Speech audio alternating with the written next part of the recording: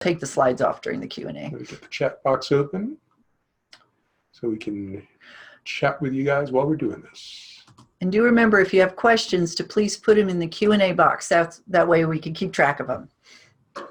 So anyway, last week we had a great time answering your questions, and we didn't have enough time because you guys had so many questions. So we figured one more. We'll do the sequel today. Ask Us Anything Part 2. So go ahead and put in the Q&A area. We are recording. Good. Put in the Q&A area any questions that you might have. And again, it could be about writing, publishing, marketing. And it's better if they're not super, super specific. In other words, if you have a really specific question about your manuscript that nobody else could really learn some from, we probably won't be able to get to that. But think about a way that other people can learn, because we're all here to learn today. So if you are new to us, and if you stumbled on this somehow, maybe from Facebook or what have you, there are two ways to get on our list so that you could be notified of what's happening each week. The first is a very simple one. Just go to writeforkids.org/social and you'll be on our list. And all you'll get from us are emails about what's happening in the next week. Or, and this is one I definitely recommend if you don't already have this because it's awesome, it is something we did put together to celebrate our 30th anniversary. It is the Ultimate Children's Writing Cheat Sheet, and it covers all kinds of stuff you can see on the list there. It is really meant to be a reference that you can use again and again and again, and it's completely free. It's a gift. So if you go to writeforkids.org/ultimate-cheat sheet, you can not only get that, but you'll also be added to our notification list. So you don't have to do both. Just do that one. Okay. So before, oh yes, let's take a poll. Yeah, we had a lot of fun doing polls last week. And someone said they couldn't find the cheat sheet or the blueprint thingy. Hit me up. Hit me up and I'll make sure you get it. Hit me up an email. It's john@writingblueprints.com, Jon, and I will take care of you. So we do have polls for you to participate in. And the first one is coming up in just a second. Laura, why don't you tell them about it? This is a fun one. Which children's book author would you most like to hang out with and get advice from? So whose brain do you want to pick about writing? You have one choice here. You can only pick one. So we want to see who wins this popularity contest. Everybody's got a vote so far. And I think for me, it would be really hard to choose just one of these. If you're just joining us, we are doing a little poll to get started. You didn't put my note. Misspelled her name. Who? J.K. Rowling. There's an S at the end. Sorry. I sent you the proper text. Sorry. And you It's didn't my fault. use it. It's my fault. And Kate DiCamillo, it's one word, not two. This is what, when you marry an editor, this is what happens to you. Well, I sent you the right spelling. You didn't use it. Sorry, JK. Sorry, Kate. I know you guys are both watching. I just want you all to know that I know it's a mistake. My fault. All right, we got. I know there's a lot of people I would pick too who are not on the list. So okay. I agree, Deborah Underwood would be awesome. Anybody? Any other votes? Because otherwise, I'm about to call it here. Oh, a couple of votes coming in. And by the way, I want to thank Regina Montana for the suggestion of this poll, and another one that's coming later. Yeah. Thank you, Regina. And I can't guarantee my spelling on the other one either. Sorry. Okay. Let's end the polling and let's see who won. It's actually, wow, it's a draw. It's a draw. Right, hang on a second. We gotta wait for share the results. Wow. It is a draw between Jane Yolen and Dr. Seuss. Excellent. Well, you all have good taste. Jane Yolen would be an amazing person to have coffee with and just talk with, for sure. Yeah. But everybody, look at that. It's a really close one. It's very close. Any of these people would be great. I'm glad A.A. Milne got some votes. A.A. Milne was my mom's, when I was a kid, that was her favorite thing to read to me. A book called When We Were Very Young. She read it to me every night. Yes. By A.A. Milne. He's was a wonderful poet as well as a storyteller. Yeah. Yes. All right. So excellent. Thank you for that. We have another couple polls coming up. But right now,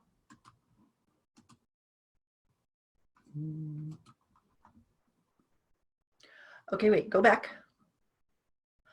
Before we get to our regular celebrate section where we celebrate your accomplishments, I want to talk about two things that we're celebrating. First of all, today is John's birthday. So, yay. and I look at and I just got chewed out for misspelling on my birthday. Well, you know, what are you going to do? There's no holiday on misspellings, but it is my 39th birthday. You're very perceptive. Yes. So, and I will not sing. I won't subject you to that, but I just wanted you all to know that he's spending his birthday evening with you. So, 39th, we started, Children's Book Insider started when I was 9. There you go. There you go. We were both prodigies. Thank you guys so much. Yes. Thank you for the birthday wishes from Birmingham, England. Oh, yeah. Yeah. Thanks for staying up late with us. So, and the other thing is we mentioned right before this started is the May issue marks our 30th anniversary of publication of Children's Book Insider. And I just wanted to give you a little preview. This sort of entire upcoming year, we're going to be doing lots of cool stuff for our 30th anniversary. And one of the things I'm going to be doing starting in the May issue is scanning in some articles from our first 5 years and adding those to the issue so you can see kind of where we've come from. And what's interesting is I'm going to find articles that are still relevant today. And I think, and I just started paging through some of my back issues a couple days ago to start pulling some of these out.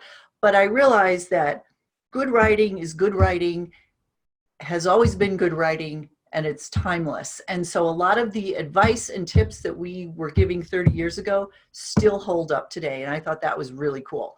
So I'm also going to be running some interviews with authors that I did, big name authors that I did in those first 5 years that I think will be really fun for you to read. So that's a lot of great stuff to look forward to. Awesome. And also for, one of the things, for those of you who are CBI, Children's Book Insider subscribers, we do the Above the Slush Pile, where you get exclusive codes to submit, often to publishers and agents that are not accepting submissions. The one we're not going to tell you yet, but it starts with an S. Yeah, so it starts with an S. And it's a publisher you ordinarily could never get into without an agent. But you will get that code for our 30th anniversary edition. Yes. So, and you'll be getting that. That should come out on Monday. We're putting the finishing touches on it now and over the weekend. So, and if you are, so that is if you are a CBI subscriber. If you are not a CBI subscriber, I am going to put a link in here to show you how to become one in time to get the mystery S. They don't see the links on YouTube, so. Yeah, sorry, YouTube. Just go to writeforkids.org. But those of you who are, let's see here. Okay. So I'm going to go ahead and put that link in the chat box. And you guys can become members, and you'll get, there's tons of stuff. Those of you who are members, you have a whole knowledge base and bonuses and all kinds of goodies and courses we give you. And then you get the Above the Slush Pile. So the big one coming up in a couple of days. All right, are you ready? Okay. So now we get to celebrate you. So we've got 3 great celebrations this week. Can you move that, please? So first, Ellen Bari, her upcoming picture book, Does Your Dog Speak Hebrew?, which is coming out this fall, September, from Carbon Publishing, was featured 2 times yesterday in an online story time during the Jewish Federation's worldwide celebration of Israel's Independence Day. Awesome. So that's awesome. And what great advance publicity for your book. Carbon is a publisher that we consistently got their submission information from for years. Mm-hmm. So at least once a year, and I imagine that's where Ellen got it, in our at press time section, we put out Carbin's call. So I'm really glad to see. Yeah, they're great. They do all Jewish related content, and they're a wonderful publisher. They're now a division of Learner Publishing, but they still operate, have their own independent identity from Learner. So that's great. And just a quick question someone asked here about where the code is. The code appears in the newsletter alongside the interview that we do with the editor or agent in question. So there's a It's feature like inside the newsletter that's either called Editor Spotlight or Agent Spotlight. And at the end of that, there is a box that says, here's your above the slush pile CBI submission information. And I have a little paragraph on how to submit and what code to use. Usually they want to put something, if it's an email submission, they'll have it in the subject line.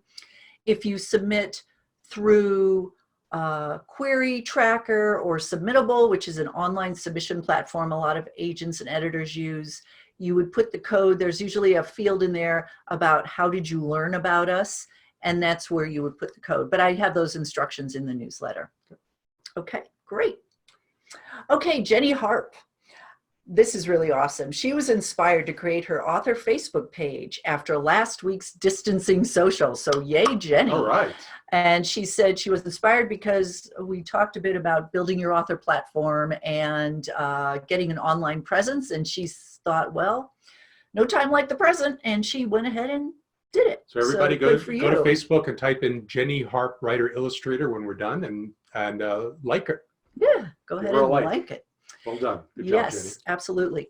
And then Natasha Wing self-published an ocean-themed joke book called Saltwater Sillies, 300 plus jokes for boys and gulls. Just this past January, Wing Books. And she funded it through Kickstarter, and she's going to have an article appearing in the June issue of CBI where she talks about how to use Kickstarter to fund your books. So she learned a lot from this experience, and now she's going to share it with you, which is great. And that is a great book. I bought a copy and gave it to my 8-year-old niece, and she loves it. And maybe Natasha can come on Distance to Social and talk about crowdfunding. I would love that. By the way, we mentioned last week, because you guys had some self-publishing questions that we wanted to have Teresa Funk, who's the creator of Self-Publishing Blueprint, come on one of these. And what we thought would be even better is we'll just have her on, and that in a future social, and we'll do nothing but talk about self-publishing. Right, we'll have a whole themed discussion on self-publishing. And a shout out to John Streeter, who told us he's been with us since the beginning. Way to go. Thank you, John. Thank you, thank you. So again, as always, send us your good news. Email us at mail@writeforkids.org and put celebrate in the subject line, and we will feature you on our distancing socials. And any bit of news is great. So you built a Facebook page, we want to hear about it. You found a great critique group, we want to hear about it. Every little step counts, and we want to celebrate that with you. Oh, John Streeter is really Steve Swinburne. The wrong name came up. Generally speaking, especially people who've been with us for any length of time, I know their names, and I was thinking, how'd John Streeter skip by me? Yeah, I was thinking I hadn't heard of him either. So it's actually Steve Swinburne. We know Steve Swinburne. Steve is trying to sneak in under the radar. Yes. He's got another pen name. Steve is Steve. Can I plug his upcoming webinar? Absolutely. Okay, so Steve, for those of you who don't know, and you should know, Steve Swinburne is an amazing author. He's written, got a gazillion books, probably. No, I think it's closer to 30. And he has been with us from the beginning. He and I have taught workshops together. He's great. And he's going to be doing a webinar for us in May on ideas, how to find them, how to figure out if they're good or not, how to develop them to the point where you can start writing about them. And I'm really looking forward to that. So if you're on our list, you will get information about that. And that will be its own. It's a paid webinar. That'll be a paid webinar. Real low, but we'll talk more about that in a minute. Actually, we have some things about that. Yes. So anyway, keep an eye out for that because that's going to be really great. Okay, so industry updates and links of interest like we do every week. So there are a lot more grants coming out for published authors, illustrators, and publishing professionals whose income has been affected by coronavirus.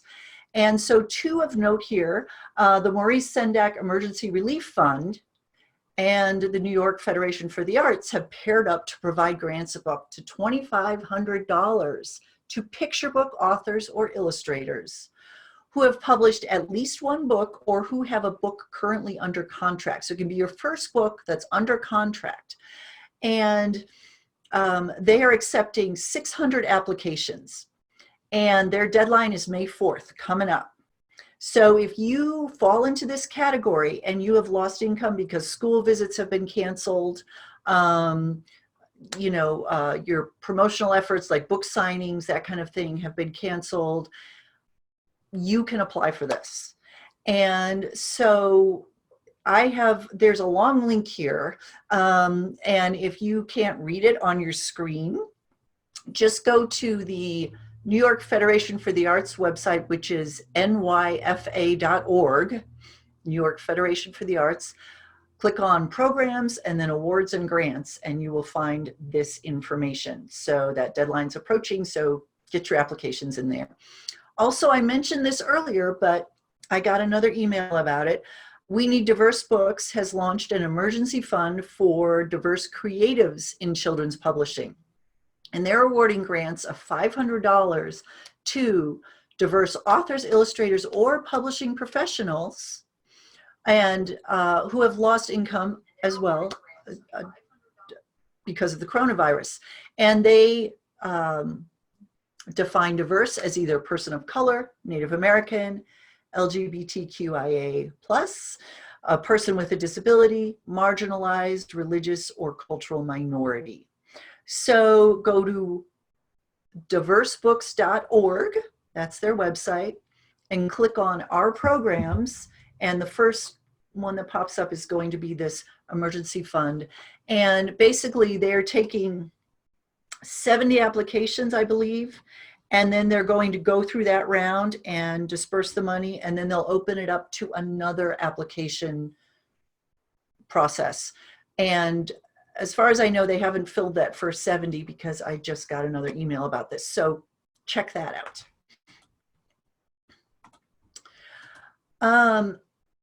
Nope, back. I have two slides of updates.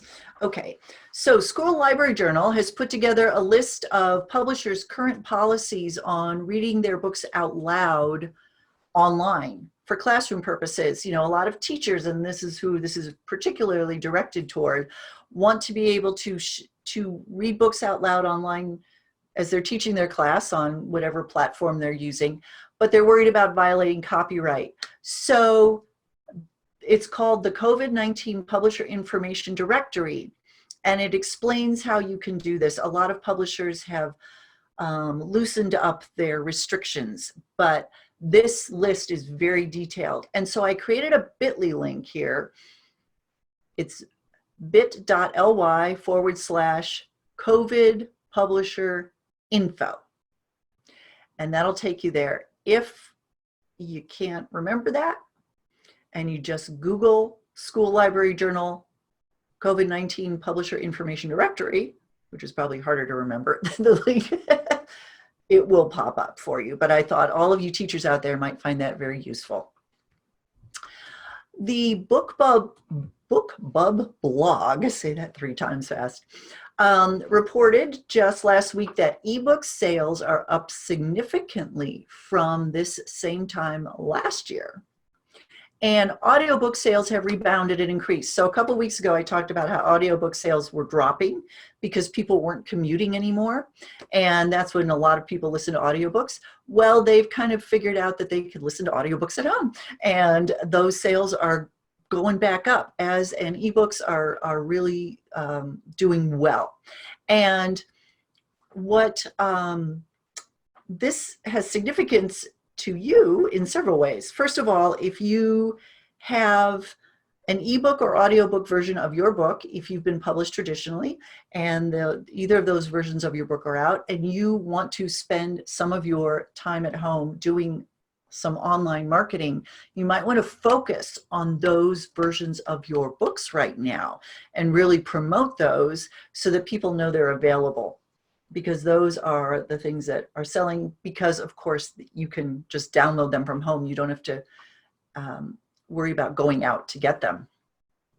If you are self-publishing, make sure that you have at least an ebook version of your book out there, because again, that is very easy for people to buy right now. So if you are in the process of self-publishing, definitely consider having both the print and ebook versions of your books out. And a lot of self-published authors are moving into doing audiobooks as well, which is a fairly big process to do. So it's not something you can just throw together.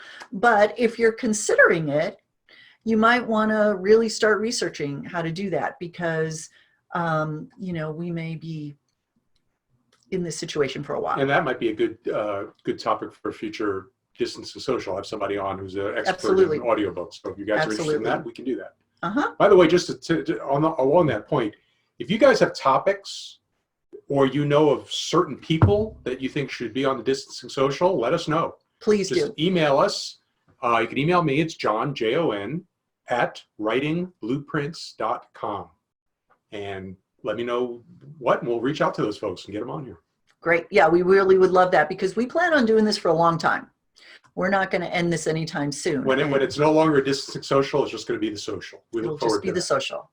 So we would love your input on what you'd like to hear us talk about, and guests that you would like us to have on. The Bookends Literary Agency has a terrific YouTube video on building your author brand.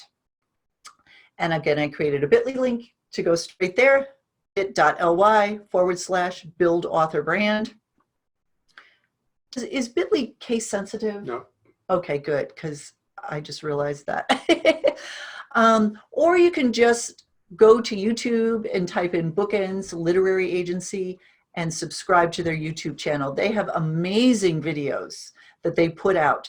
But I thought this was particularly interesting, especially since last week we were talking about creating an online presence and kind of what that meant. They have some really great tips on how to turn everything you do into a brand so that it's very identifiable as being yours, and starts promoting you as an author as well as your individual books that you're putting out. So definitely check that out. And finally, as always, every week we talk about whether or not you should be submitting your work right now. And I'm going to sound like a broken record, but my position on this has not changed. Yes, it's okay to submit, but be patient, because it's just taking people longer to respond because everybody is working from home. And while that seems like it would be easier, in a lot of ways it's not, especially if you have children you're also homeschooling. So just be patient. And as I have said the last couple weeks, I think it's vital right now that your work stand out in some way. So if you can't identify a specific hook in the story you're writing, if you can't sum up in 1 or 2 sentences what makes your book completely different from everything else out there for the same age group, you might want to really look at your manuscript and say, maybe I need to be approaching this story in a slightly different way so that there's something about it that can be explained in a couple sentences as why this is special and how this is different. Because that's really what agents especially are going to be looking at right now, because they know publishers, editors are going to be probably pickier for a while, because they have to know that everything they contract is definitely going to sell moving forward for the next few lists. So keep that in mind. Okay, so let's take a poll here. And this is now, so what we're doing, they're called Writing Solutions webinars, where we get experts to teach you very intensively over the course of usually about 90 minutes what they're expert in. And these then get sold on the Writing Blueprints site. Now, when they're sold on Writing Blueprints, they're $67, and you get lifetime access and also all the takeaways. But if you actually are there live, or you just order it, even you can watch the replay, it's $47. And you'll get an email from us and let us know. And then you'll also get lifetime access and all of that. And these are super intensive classes. They're just absolutely tremendous. So we have, would like to know what you guys would find most interesting. So in a second here, I'm going to show you a list of 10 possible subjects, and you can vote up to 3 times on things. So let's let him show up here for a minute. It'll take just a second, and then we'll go through them. So again, these are, intensive workshops, and there you go. Writing mysteries for kids, how to develop middle grade young adult characters, opportunities for writers and illustrators in children's nonfiction, mastering social media for writers, how writers can network to success, current trends in children's publishing, how to create graphic novels, mastering humor in children's books, and how to write in rhyme. So go ahead and vote for, you can pick up to 3, and let us know which ones you guys would really like, because we have experts in mind for all of these.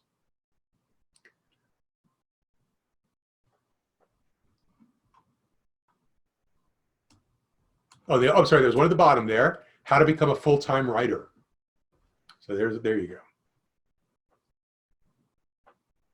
And so what Steve is doing for us is one of these writing solutions. His will be all about developing coming up with ideas, and then developing and make them workable.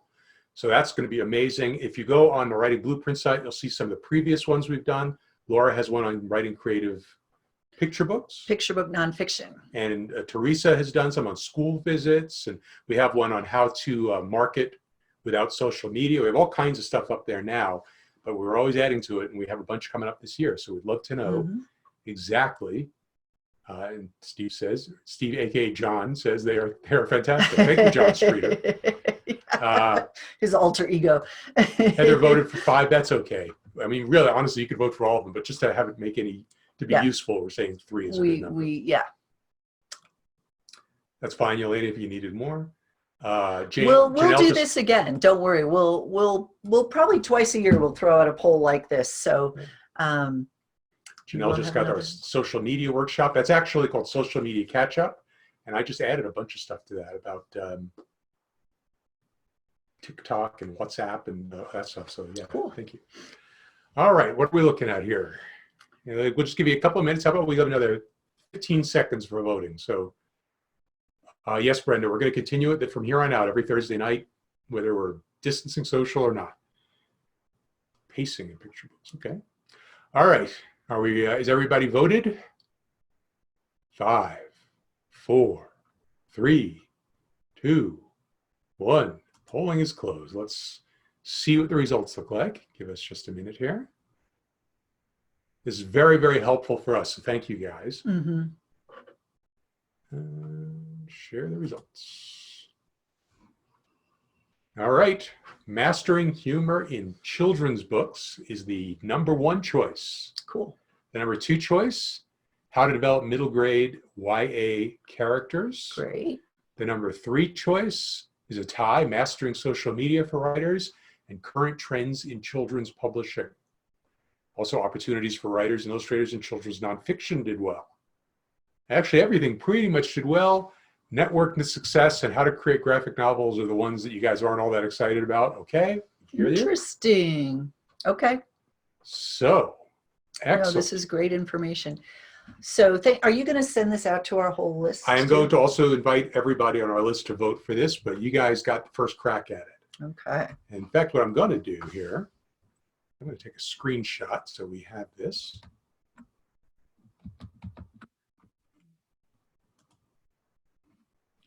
Just hit print screen. It doesn't always work. So I have a way of doing it here. This is riveting video right now. Hey, it's my birthday. I get to bore people on my birthday. Okay, that's done. All right. Thank you guys for that. We have another poll coming up in just a minute. And right now, it is time for you to ask us anything. And what we're going to do is actually take us off the screen share so you can see us. And you can ask questions, please, in the Q&A, where it says Q&A along the bottom. Mm-hmm. Go ahead and put your questions in there. That way, it's easy for us to keep track of them. And I've got one already for you, Laura. Okay. And it is about how to submit. I think this is Victoria sent this in. Virginia. This is Virginia. how to create and submit, or let's just say submit, a photo picture book. So picture book illustrated with photographs. Okay. And I read, she gave a little more detail in the question. She has some photographs that she's already gotten permission to use, and she wants to submit the manuscript with the photos and how to go about doing that. So you've got a couple options here. First of all, you always want to make sure that you submit the manuscript that is just the text by itself in proper manuscript format, double spaced, etc., so that the editor can read just the manuscript on their own, because that's really important.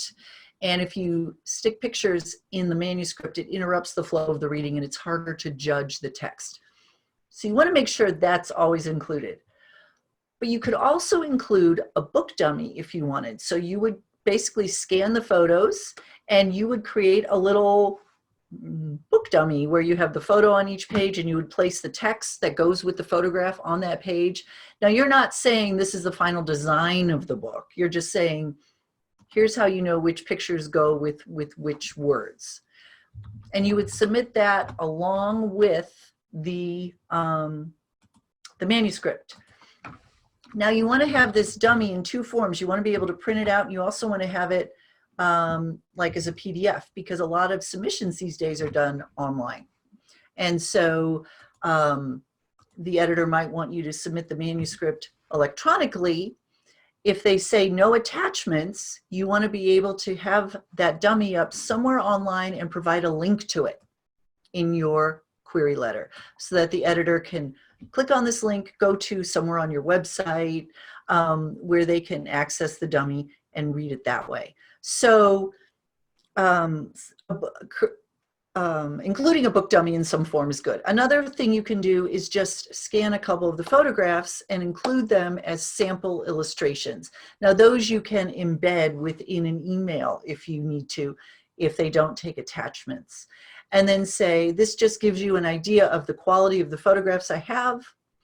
Here's a link to my entire online dummy in PDF form, and you can look at all the photographs that way. So those are your two options. Okay. And Steve makes a good point. You might also want to include who owns the photographs, and if you have the rights, make sure that you have the rights. Absolutely. Put that in your query letter, that you have secured the rights to these, etc. Thank you, Steve, for mentioning that. Okay, good question from you, Linda. Does there have to be conflict in every book? No,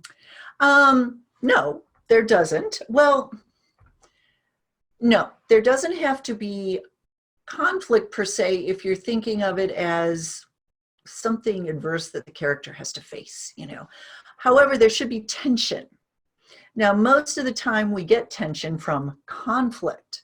Sometimes, though, especially in books for younger kids, we might get tension from surprise, or we might get tension from humor. So those are other ways to create that tension, but that creates that page-turning quality. It makes the reader want to keep going and to see what happens next. So, for example, a book that a lot of you probably are familiar with is If You Give a Mouse a Cookie. Okay. By Laura Joffe Numeroff. And that book it does have a very mild conflict in it, in that every page is, if you give a mouse a cookie, he's going to ask for a glass of milk. If you give him a glass of milk, he's going to ask for a straw. If you give him a straw, so it's a cause and effect kind of thing. And in the pictures, the boy is running around trying to fulfill all these requests by the mouse, and the mouse keeps upping the ante. It's funny. But there's a little bit of tension there because, first of all, we don't know how far the mouse is going to go with this.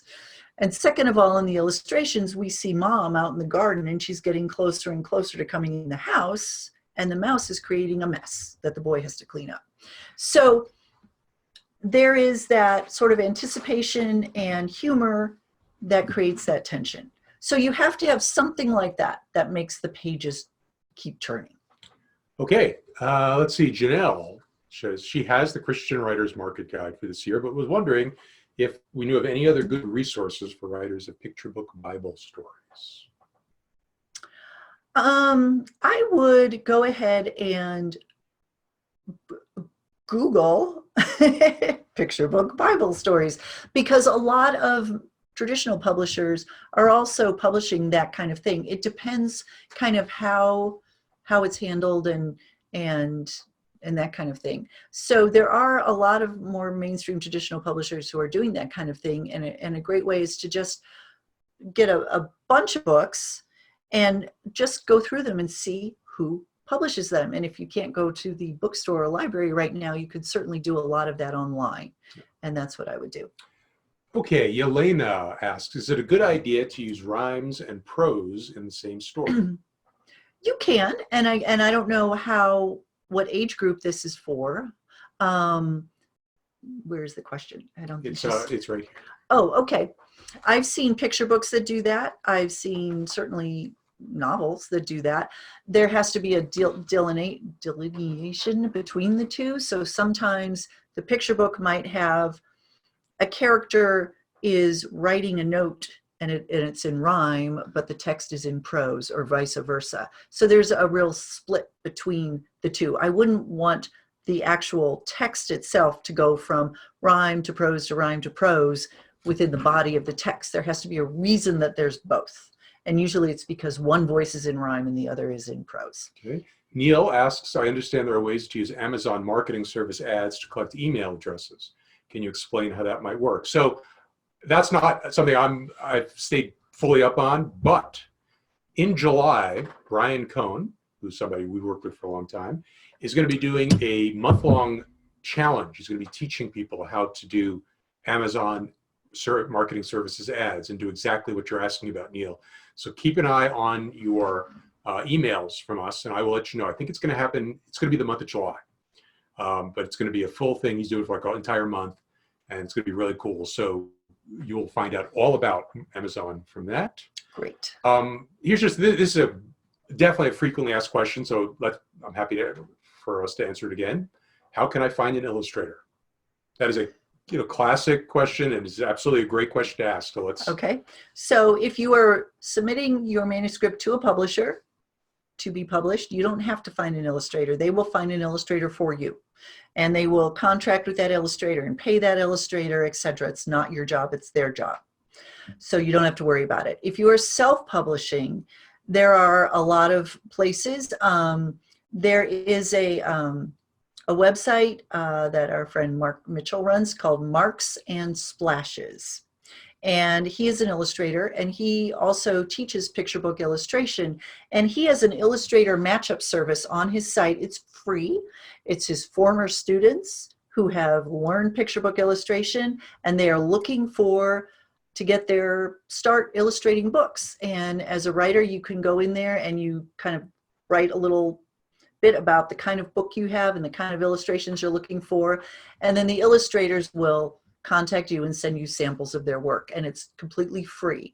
So, and then it's up to you to work out a payment with the illustrators. So that's one place called Marks and Splashes. You can just Google it. I know that Society of Children's Book Illustrators, Society of Children's Book Writers and Illustrators, if you remember, they have a big illustration portfolio showcase that you can go and look through illustrators' portfolios there. Also, if you see an illustration that you like in a book, Mm-hmm. you see right now, I would think a lot of illustrators, even some pretty well-known ones, are going to be very happy for some work. So it's maybe an opportunity to kind of reach out to people who you really have admired. But of course, it depends on what level that you're writing at. Sure, and if you're a fairly well-known illustrator, you're booked up for 3 years down the road anyway with contracts. But a good place to look would be to look through some other self-published books, and you can go on Amazon and I would put keywords in that kind of reflect the kind of book you're also writing and see what comes up. And if you find books that you can kind of tell by looking at the name of the publisher, if it's self-published or published by a very small press, and then see who illustrated it, and then try to contact the illustrator directly that way as well. Okay, Terry asks, when handing in a picture book as just the author, how complete should the dummy be? Now you would only do a dummy if you are also an illustrator, or you have photographs that you have commissioned. If you're not illustrating it, you don't have to create a dummy at all. You just do the text.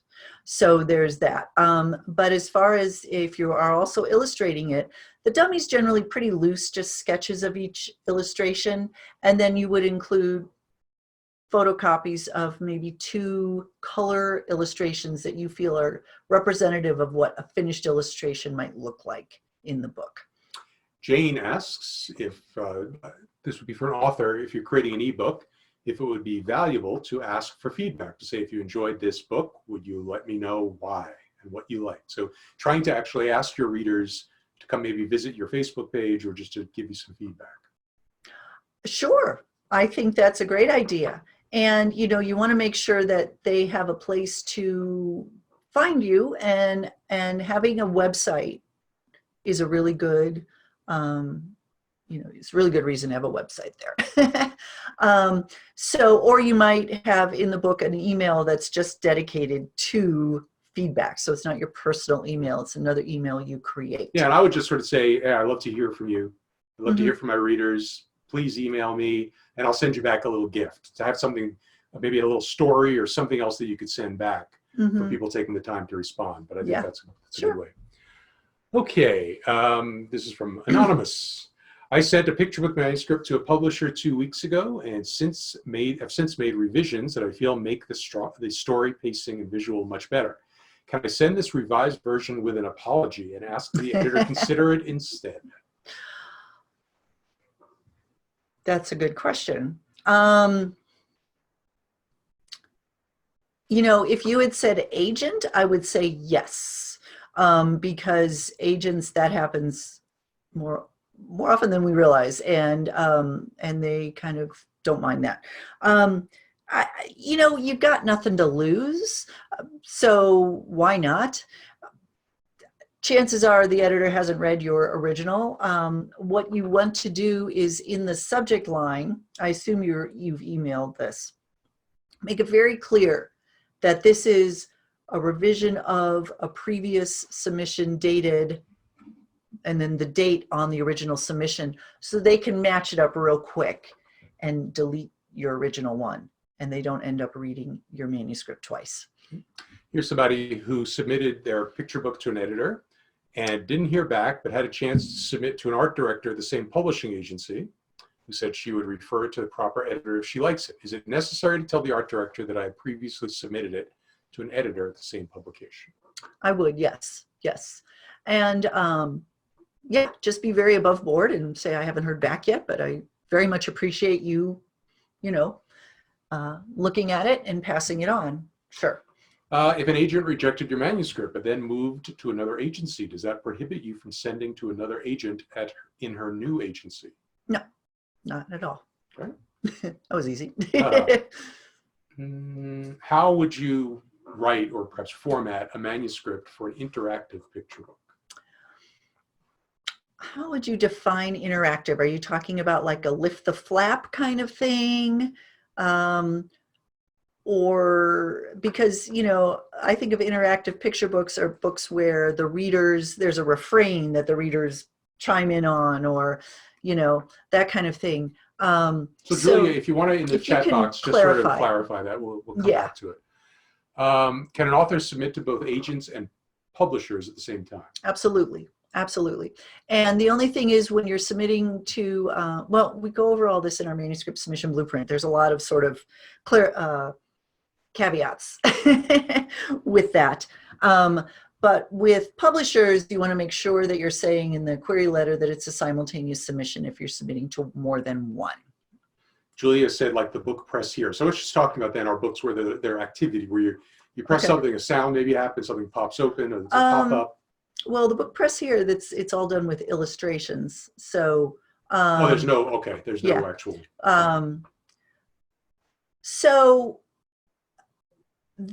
So what's interesting, I think what you're asking me, Julia, is that you might require some art notes if you're not also the illustrator for this kind of book, because you're asking the reader to do something, and from just the manuscript text, the editor isn't going to know what you're asking them to do necessarily, or what the point of that is. So in that case, you could have a very small art note, very brief, just kind of explaining there's a big dot in the page, and the kids are going to press on it, and then when they turn the page, they're going to see XYZ.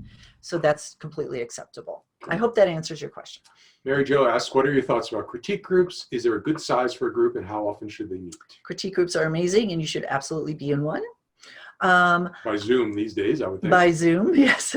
Good size, I think, is about 5 to 8 people. Not everybody's going to have something to read each week, so that's a manageable number.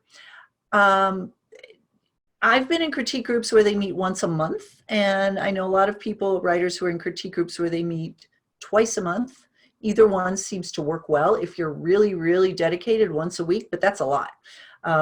So I'd say once to twice a month is good, and you want to try to be in a group with people who are kind of doing about the same kind of stuff. So other children's book writers is what I'm saying. By the way, did you shut off your shirt like you promised? No, I'm going to show off my shirt. So I have to back up. So I am wearing Frederick by Leo Leone. Whoa, beautiful illustration. It's one of my favorite shirts. And this book, I think, is, if you haven't read it, well, you need to. It's a classic. But I think it's a great book to read to young children right now, because there's a lot of kind of underlying themes in this book that I think are really relevant right now for kids. And so I just wanted to put that out there. Right. Good question from Marianne. It doesn't seem like many publishers list board books in their submission guidelines. If they accept picture books, do you think it's okay to submit a board book idea? That's kind of tricky. I think it's okay if you have a nonfiction board book idea. Those seem to happen more often by authors who are not also illustrators. The fiction board books tend to be written most often by the illustrators, because the text is so short, and publishers are more apt to want to find an illustrator who can write than have to pair up a writer and illustrator. So you're right. I don't see a lot of board books in submission guidelines these days, and I think that's why they're mainly commissioning illustrators to do the board books. Steve just asked who I'm wearing. It's like the red carpet at the Yes. Academy Awards. I'm not wearing a character. I'm wearing a black corduroy shirt from the JCPenney collection. There you go. Let's see. Bob asked, are publishers open to middle grade with slapstick humor? Absolutely. Illustrated. Absolutely. Yes. So you're thinking like Diary of a Wimpy Kid kind of thing, or stuff. Yeah, absolutely. Middle grade is really hot right now, and I think humor is something that we're definitely going to want more of. So for sure. Question from Beth. Is it safe to post a dummy for submission on your website? Would that be like publishing it? That's tricky. I wouldn't put it on a public link on your website. You know, there are ways, and you can explain this better than me, where you can put a link on your website where the only people who can find it are people who actually have your link. It's not out there where anyone who goes to your website can Well, can I think see it. Beth actually has the good answer there, which is Dropbox. Yes. You can put it on my Dropbox. You can put it in Google Docs and give that link out. Yes, Google Docs. If you want to put a link in the query letter that the publisher can just click on and see the dummy, a Google Docs link would be a really good way to do that. Yeah. That's actually, I think Natasha asked the same thing. Where do you load the PDF of your dummy? There you go. Google Docs is a good one. Mm-hmm. Because, you know, I would resist sending it as an attachment. Yeah. Because I know I look, you know, very cautiously at attachments that I get in the email. So I would think that's a good way of doing the link. How can we best take advantage of trends given the length of time publishing books usually takes? This is actually a conversation Laura and I had when we were talking about the potential for doing the latest trends in children's publishing. Mm-hmm. And I guess the difference really, Laura, would be whether you are thinking about traditional publishing or self-publishing. Well, that's one of the things. Yes. So if you're self-publishing, you can jump on a trend much faster because you can get your book out in a few months. Traditional publishing, their publishing schedule is much farther out. It's usually anywhere from 2 to 4 years out. So by the time your book hits the stores, the trend could be over. But what you want to look at is not so much trends as overall, and I'm trying to think of the word I'm looking for here, developments. Things like own voices, okay? That's a trend now, but that's not something that's going to come and go. That's something that is going to be a major change in publishing that's going to stick. Creative formats and middle grade fiction, you know, where you can have illustrations. I mean, 20 years ago, we didn't have illustrations in middle grade fiction. Now we have lots of illustrations in middle grade fiction.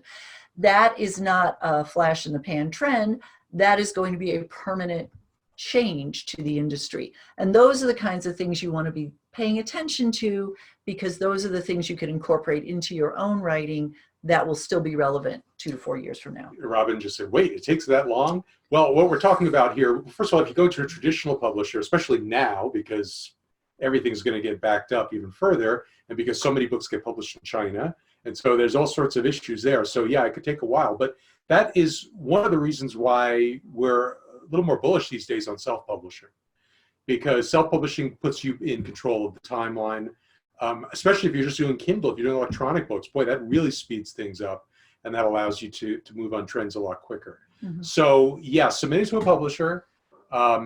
We can't speak for all of them. There might be some smaller presses in particular that might have a little bit more quicker turnaround. Yeah, I do actually know a couple people who've been published by small press and their book came out within the year.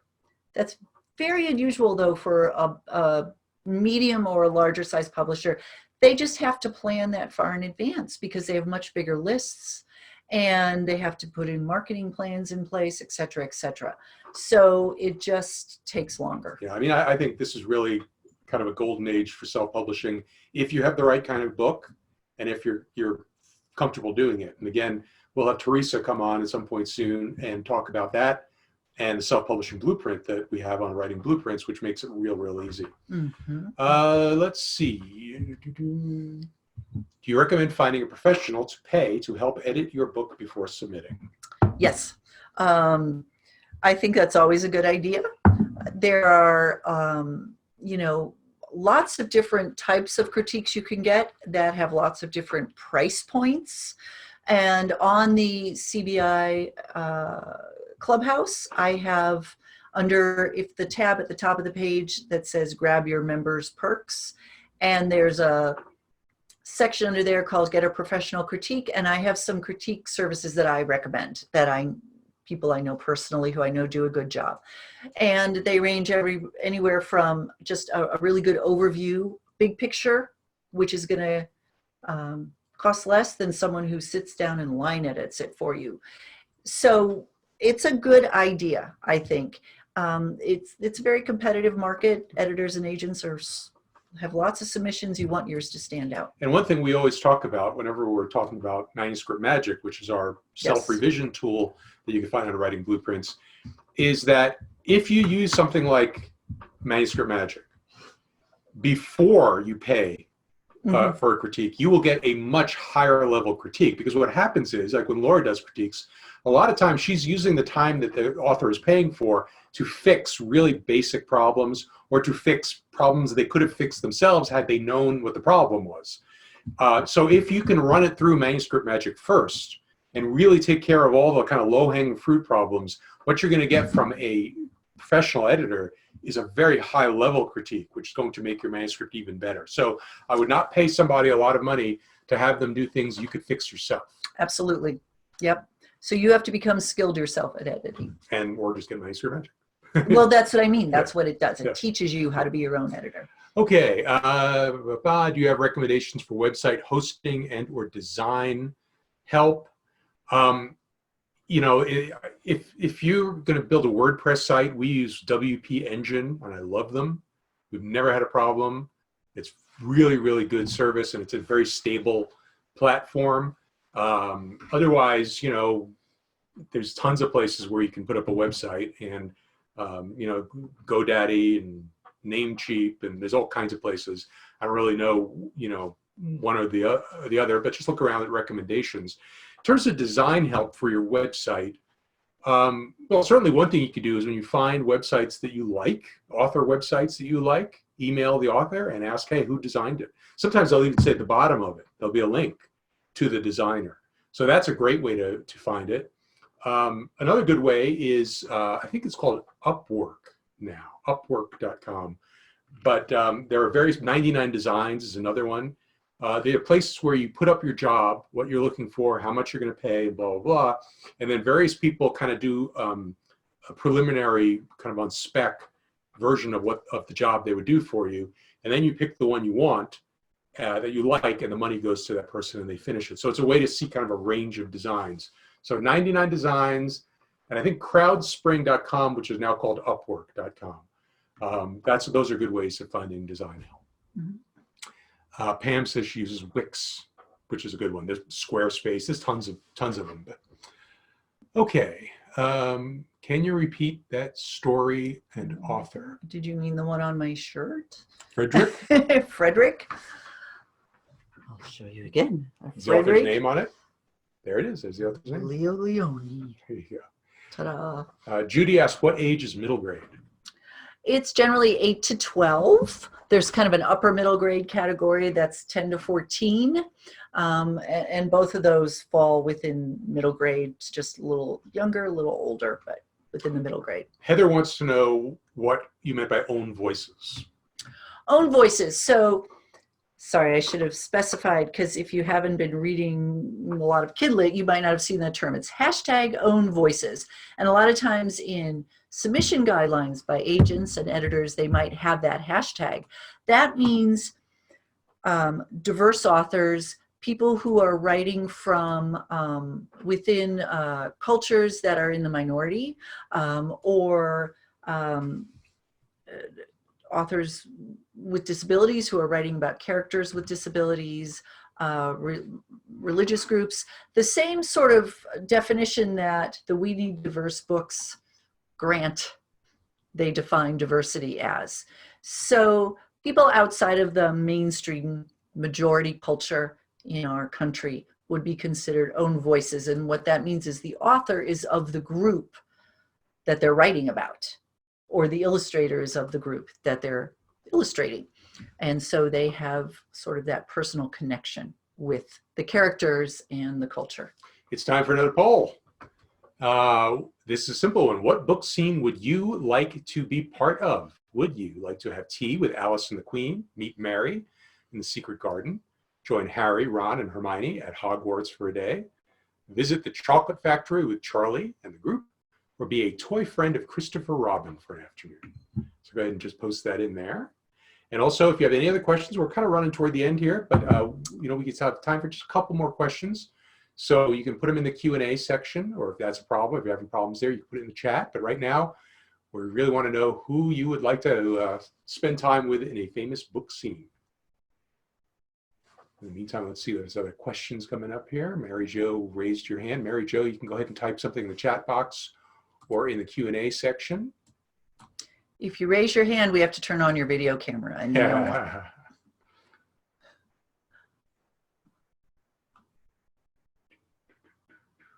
While you guys are voting, we'll answer this one from Sue. What about a blog instead of a website to start with?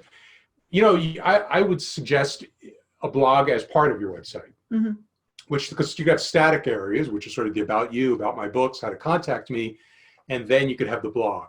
So if you want to be doing a WordPress site, they're very simple. You could even do one at WordPress.com, or you can go get set up with something like WP Engine, where they'll have everything set up for you. You pick a theme you like and start blogging. But blogging is a good way to, you know, keep building your following and get people subscribing to your blog. So I suggest you do both. Mm-hmm. Is everybody almost voted? Give it just another couple of seconds here. Any other questions in the meantime while you guys are doing that? Let's see if there's anything in the chat to take a look at.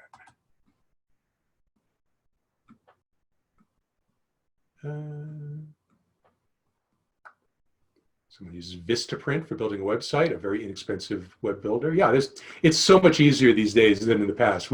I built my first website in 1995. It's a little different now than that was.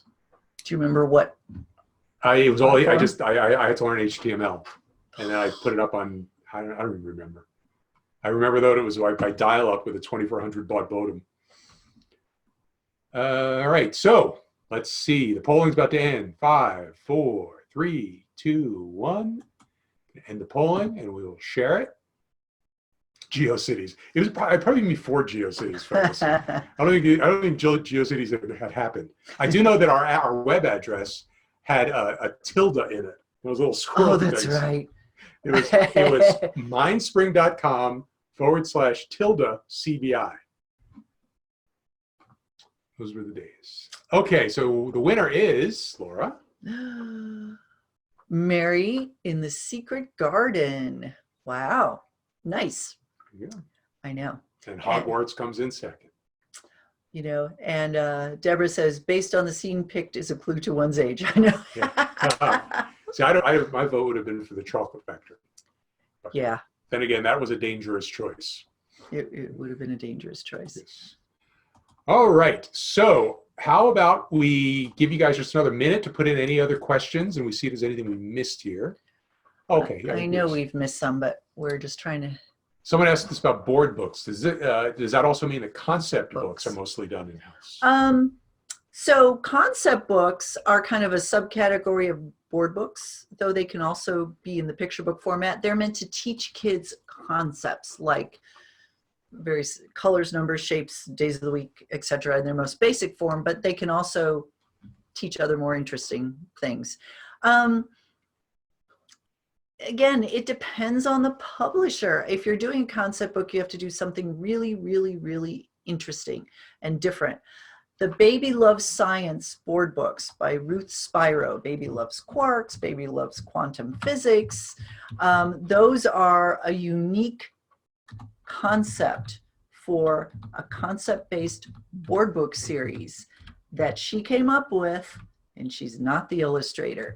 So that's kind of the level that you have to shoot for if you are coming up with new board book ideas. Thank you for all the birthday wishes. I appreciate that. And Robin just asked for my email. My email I just put in for everybody. So if you guys are having problems downloading the cheat sheet, or you want to know about how to.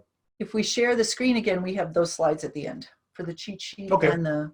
But also, if you're having problems downloading or whatever, just hit me up an email. If you're interested in subscribing to CBI before the big of the slush pile reveal, hit me up. I'll send you. Thank you guys. You guys are enjoying it. Yes. I appreciate that. Phyllis, I appreciate the suggestion of a future discussion on pacing in picture books. Would be helpful. That is a great idea. So we will make note of that. Okay, well, I have 2 more questions. I'm going to ask one, and then the next person who sends in a question gets it answered. So, when looking for a professional critique, do you suggest a content or copy editor or someone who does both? Well, you want a developmental editor to start with. That's looking at the big picture, the flow of the story, the character development, etc. Then after that, if you're submitting it to a traditional publisher, you're done, because they're going to have line editors, copy editors, proofreaders do it for you. If you are self-publishing, then you want to go ahead and get an editor to line edit it, where they go line by line and really look at the grammar, the punctuation, the word choices. And then after that, you want a copy editor who really nitpicks and make sure there's no errors in it.